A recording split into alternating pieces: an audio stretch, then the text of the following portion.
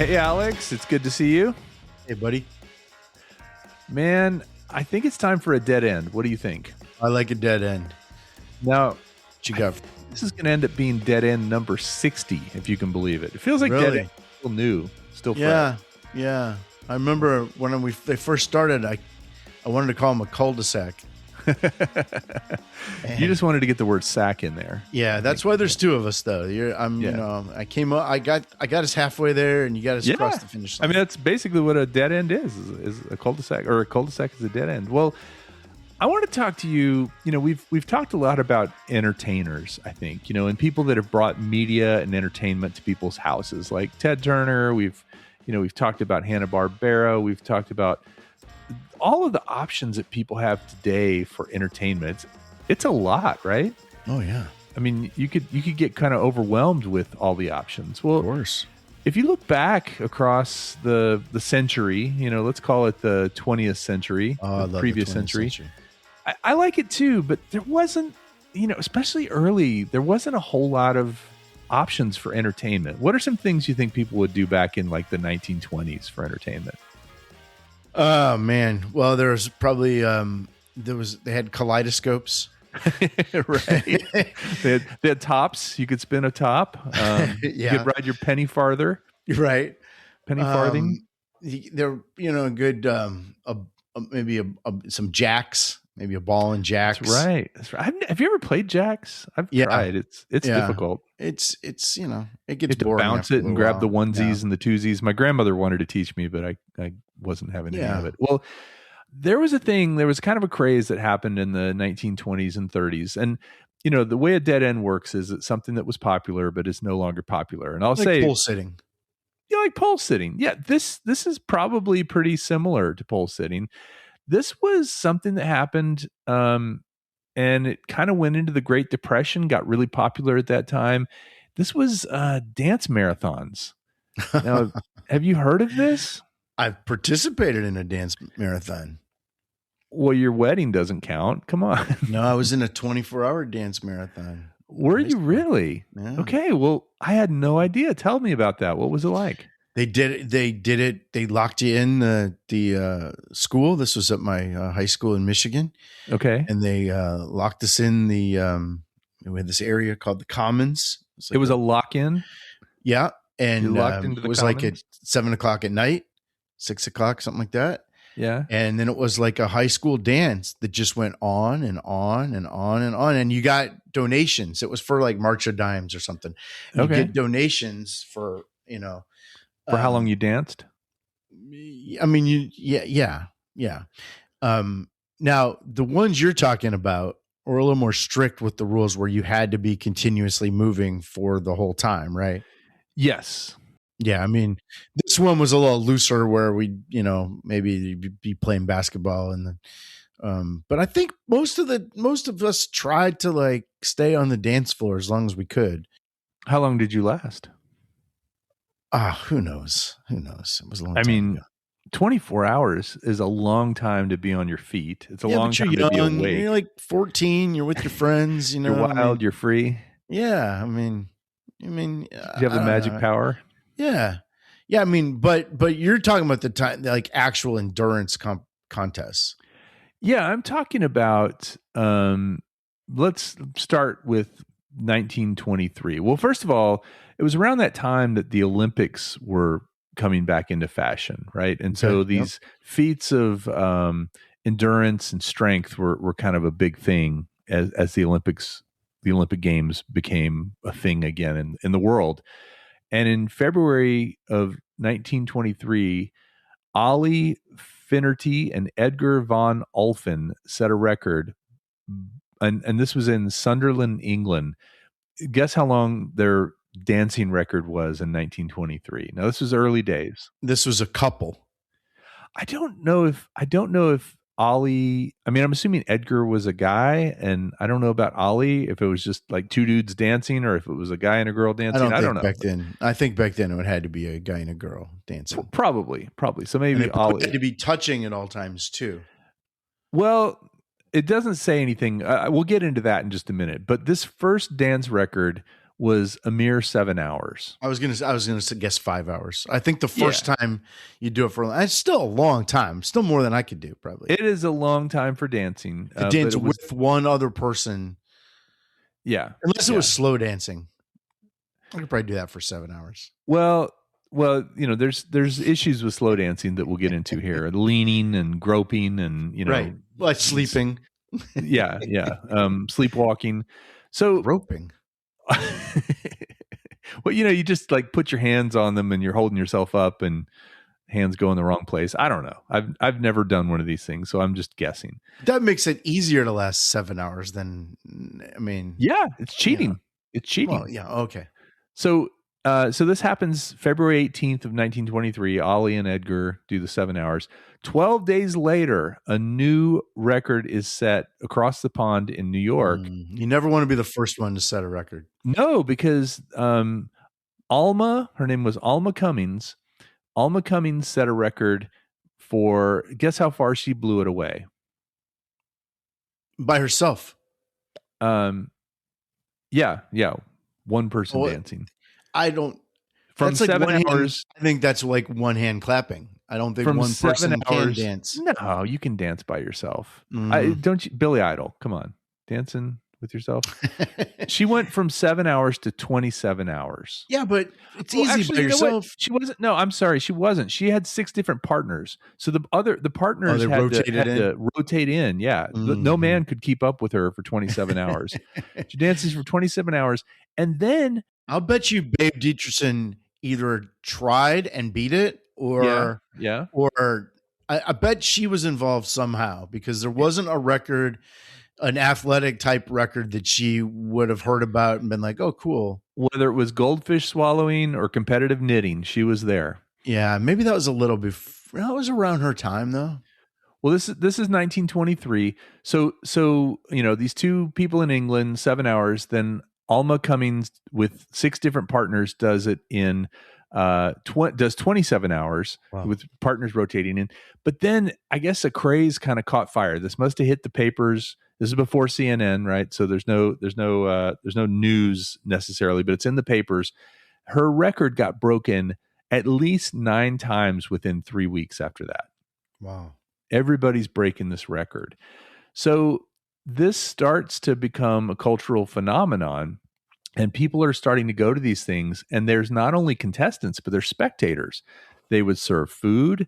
They would have people come in and seems really boring. There were celebrity judges that would come in, and these people would actually go in there to win a prize. So there were these people organizing it to make money. What they would do is they would promote people, or they would promote the event. They'd have people coming in to do the dances who would pay an entry fee, but they'd have the opportunity to win a big prize. And it was 75% women that participated in this. Now, are these is this like the Charleston and that kind of dancing? Well, so I think the type of dancing varied. I think you could do, they might have a theme where you would do a certain type of dance. But it wasn't like freestyle ballroom dancing, probably. It was probably more like hip than that, right? No, actually it was less hip, because the rules were you had to remain upright and move for 45 minutes out of each hour around the clock. So you had a 15-minute break every hour. Does that make it sound less impressive? A little. They would have live bands that would play part of the time. And then when the live band would take a break, they would play the radio, or they would play a record player, with the old 78s or 45s or whatever. And they were expected to dance more heavily when the audience was there in the evening hours. So this is kind of one of these things where the audience would come and go, right? So you'd pay your 10 cents or 15 cents or whatever it was to go in and see this dance contest. You'd watch for a while. You might go get some dinner, come back, you got your hand stamped so you could get back in. And then every hour there would be a bell that would ring, and they would have, actually in some of these longer ones, they would have beds set up so people could lay down in the beds. Now they segregated the men and the women in the beds. You had to go to the men's side to rest or the women's side to rest. This is the early 1920s, 1930s. But these ones that were so good at it and had trained, they actually could lay down and fall asleep immediately for 15 minutes. Now, can you do that? Like, can you take a nap? You don't even like naps, do you? You're Yeah, judgy about naps. Every time I've suggested taking a nap, you always shut it down. well, it's a time and a place for a nap. Well, so they'd lay down for this 15 minutes, and to wake them up, the tradition was with women, they would either slap them or give them smelling salts to wake them up.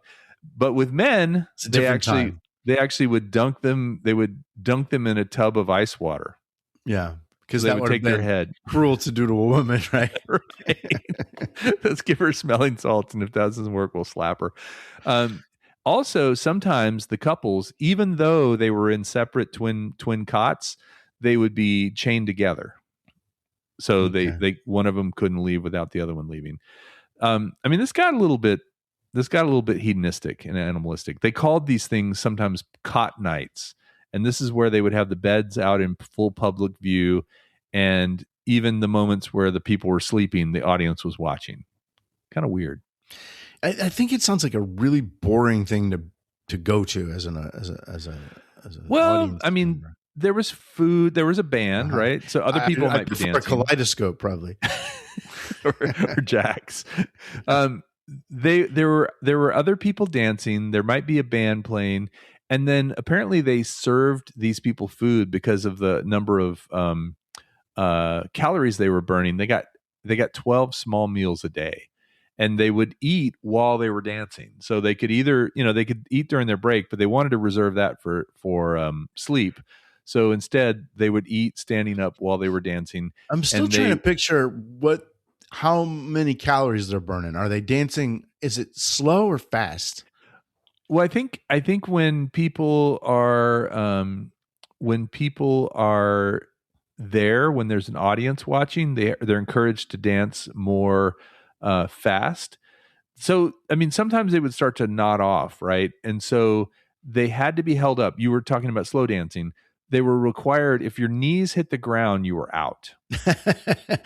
Every sport should have that rule. It's like football, right? So if your knees hit the ground, or if your hand touched the ground, you were out. So your partner might actually hold you up while you rest, and then you would hold your partner up while your partner's resting. In the limbo, that's the case too. If your knees hit the ground, you're done. Yeah. It's kind of a universal thing for dancing. There were judges that were allowed to walk around and see if people were considered dancing. So if they were just standing still, the judges would flick them with a ruler on the legs. Mm-hmm. And if they didn't start dancing again, they were eliminated too. They had like 10 seconds to get dancing. Being a judge does sound kind of fun. Walking around slapping people and hitting people in the legs. Well, apparently, at the height of its popularity, people would shave. Men would shave while they were dancing. They would shave their beards. They would read the newspaper. That was probably a straight razor too. Yeah, and that could be dangerous. Yeah. There was also some of these dancing contests. They would have these spur of the moment foot races where they had to race around the dance floor. That's not dancing. No, but it was more just to wake them up, I think. But is that in the 15 minutes? No, during the dancing part. During the 15 minutes, they're out. So competitors would enter these things. They'd pay their $1 or their 50 cents or whatever, and a lot of sponsors would actually sponsor dancers to wear their brand or their logo. So they had kind of like a NASCAR. They had these logo branded jerseys they might wear. Lucky and some strike. of these marathon dancers got to be so popular that they would actually autograph postcards and they would sign it "Dancingly Yours." Oh, God. This was happening during the Depression. There was lots of stuff going on. A lot of people feeling kind of sad. And the people that were against this, right? There were people that were not the Prohibition crowd. The Prohibition crowd did not like the dance-a-thons. They hated everything, man. They were killing the party. They were killing the party. churches considered the dancing sinful. Obviously, the couples touching while they were dancing was scandalous a lot of times. So sometimes these promoters would call it a walkathon, but it wasn't really a walkathon. It was a dance marathon. Movie theater owners hated this because it was competition for their business, and they also decided that some of the dancers were being inhumanely treated, and it was dubious to watch people suffer. So there were people that would suffer mental, like basically they would see hallucinations because of their lack of sleep. There was a guy named Homer Morehouse who, in April of 1923, same year this craze took off, he collapsed at age 27 and died after dancing for 87 consecutive hours. Yeah, that's stupid. That is stupid. You'd think your body just wouldn't let you do it. Well, it got banned in Boston. It got banned in Philadelphia. It got banned in New York. But people would do these underground dance-a-thons. This is when it would go underground. Were they doing it for money? Yeah, they were trying to win the contest. How much money are we talking?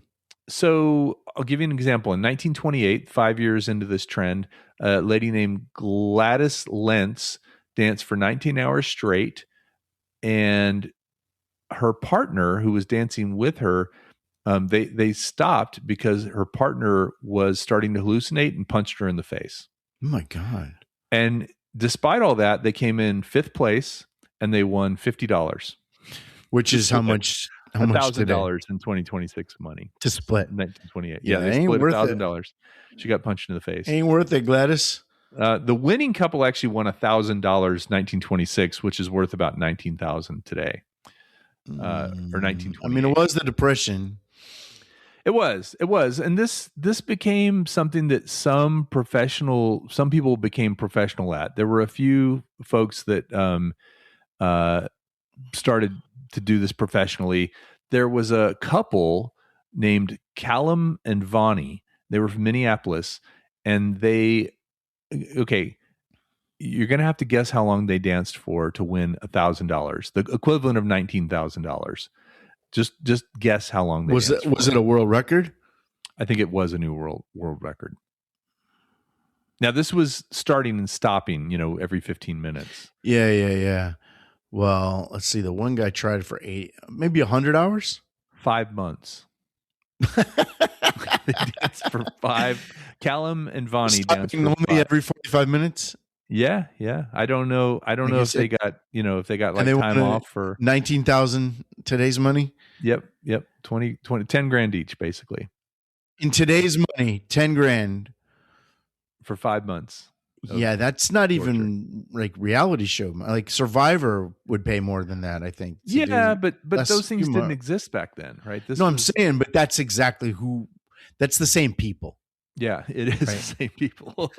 It's their offspring today are reality stars. So there was a woman named June Havoc, and June was pretty famous, I guess, as a vaudeville star. It's a cool stage name. June Havoc, yeah. She started doing dance marathons at age 14, which you were supposed to be 16. So she kind of cheated, kind of like some of the guys in Dirt Nap City joined the military at underage. She did this for dance.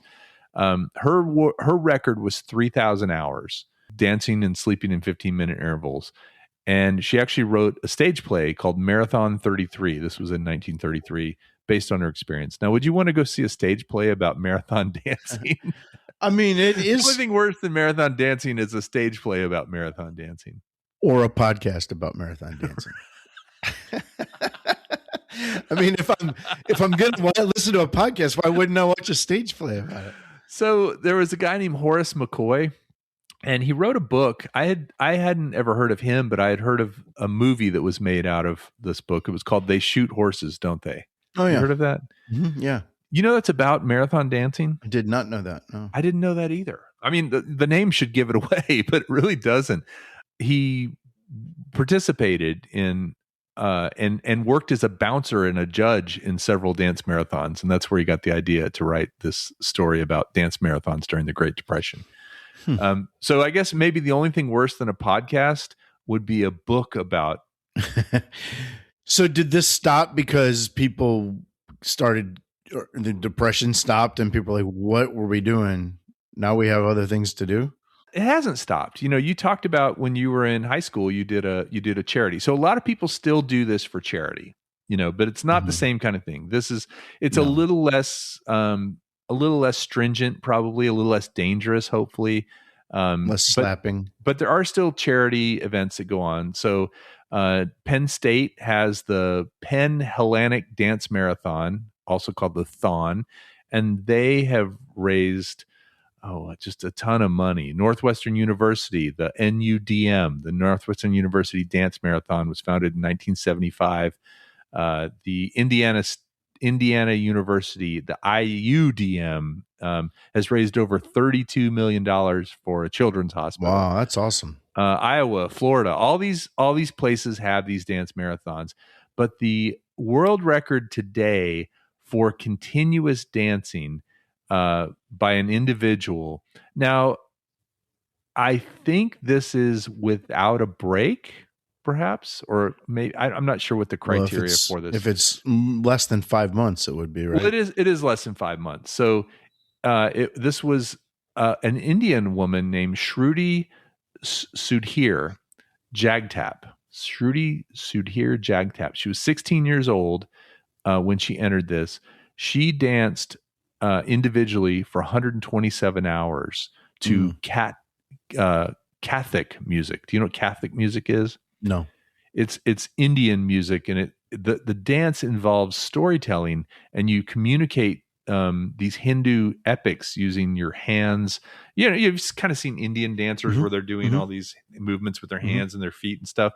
That's Kathak dancing. She did that for 127 hours in Wow. 2023, Wow. and With broke a a world crowd? record. Was there a crowd there? I don't know. There must have been, because it was actually set for the Guinness Book of World Records. Hard It was pass on that ticket. okay. And then here's the weird part: 127 hours. But the longest couple dancing was a couple from Kathmandu, Nepal. It started in on May 25th and ended on May 27th. They danced 41 hours. That didn't seem like that long compared to 127. Yeah, but they probably had rules like they had to always be touching, and Yeah, that's yeah, a long maybe so. time. And like you said, depending on the rules about breaks, you know. Yeah, yeah. I mean, that can make a big difference. And also, I feel like with Red Bull and these energy drinks, Celsius and vaping. I mean, I feel like chemistry is going to also probably impact people today. Do you think that you and your wife could dance for 2 hours straight? Hell no, hell no. No. First of all, I'm not a big fan of dancing. It's not my thing. I'll do it, but What if it was for $19,000? for 2 hours, Yeah. yeah, we could do it for 2 hours for You have to be $19,000. touching at all times, Yeah, and you have to be rhythmically to the rhythmically dancing to that's the a music. problem. That's a problem. Just because you for have no us. rhythm, you mean? Yeah, yeah. That's Okay. a big problem. Did you ever see the movie Hands on a Hard Body? Yeah, yeah. Remember that? It's kind of a similar Mhm. concept, right? It's just endurance. It's just how long. And Right. here's Although yeah, but it's a little more athletic than just putting your hands on a car. true. I mean, you would get winded. You would get winded pretty quick. I think. I think if at the end of the dancing 2 day, hours straight. at the end of the day, it's more mental than physical. I don't know. Your legs would be killing you. Your legs would be killing you. I mean, 2 hours is a long time to be exerting yourself. Really, I mean, if you're a marathoner, you do it like they do. Exactly, 4-hour and they marathons. train months for that. Yeah, And that's true. just 2 hours. Here's the thing, though. I don't do well without sleep. I'm one of those people that needs a good 10 hours, 10 hours a day, and so that's what would kill me is I would just basically fall asleep and keel over, and then somebody punch me in the face. Way to go. Yeah. Yeah. Well, that was marathon dancing. It still exists, but not in the same form it did. If you ever have marathon danced like Alex, maybe what was the name of the high school? Novi High School. Novi High School. If you were at Novi High School in the mid 80s, early 80s with Alex. Let us know. Drop us a line, not at Dirt Nap City. Also, if you are a competitive marathon dancer, please drop us a line too. I'd happily revisit this episode if we had a real competitive marathon dancer on with us. Because the only thing worse than one podcast about marathon dancing it's two. All right. Thanks, everybody. They said just dance till dawn. I said that sounds like fun. By supper time my niece said we are number one. My shoes began to gossip, my tie got in a knot. I waltzed with a lamppost, I think that was a plot. We circling and smiling, but the ceiling looks so near. My feet are making speeches and my eyelids disappear. Dance marathon, oh no. Dance marathon, oh me. Lost my hat, my rhythm, and part of my dignity. Dance marathon, oh no. Dance marathon, oh dear. I hugged the wrong old stranger, then I smiled and said, you're here. I nodded in the corner and woke up in a spin. My partner's elbow found me right where my ribs begin. We tried a fancy tango, I drifted in a fog. I think I danced with Harold or possibly his dog. The judge said keep on moving, but my soul slid out the door. My left shoe made a confession, then my right foot asked for more. Dance marathon, oh no. Dance marathon, oh me. My hat, my rhythm, and part of my dignity. Dance marathon, oh no. Dance marathon, oh dear. I hugged the wrong old stranger, then I smiled and said, you're here.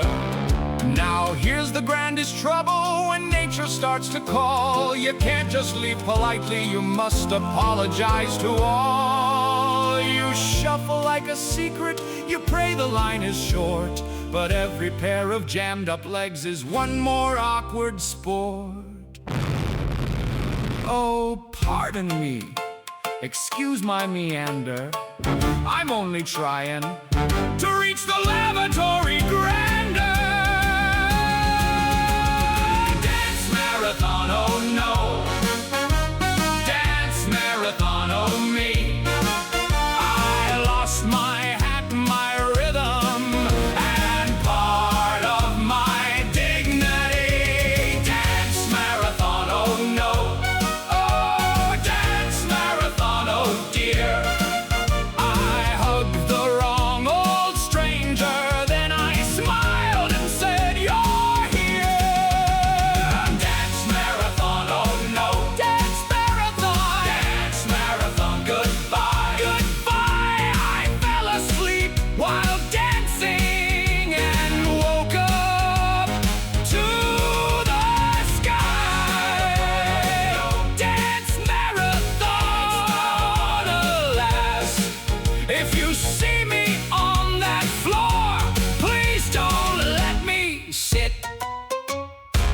your past.